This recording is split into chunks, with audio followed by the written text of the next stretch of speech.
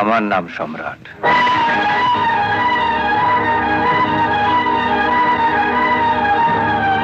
তুমি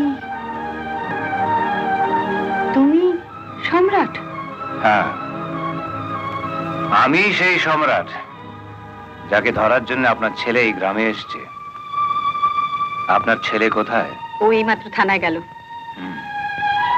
শুনুন, আপনার ছেলে আমার মাকে বলে গেছে যে আমি যদি আমার মঙ্গল চাই তাহলে রোজ যেন একবার করে থানায় গিয়ে হাজিরা খাতে আমার সই করে আসে। আমিও তার মাকে, মানে আপনাকে বলে যাচ্ছি যে আপনার ছেলেকে বলে দেবেন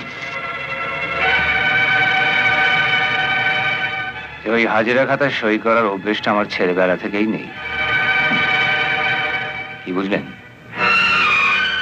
আমাকে বাঁচাতে নয়,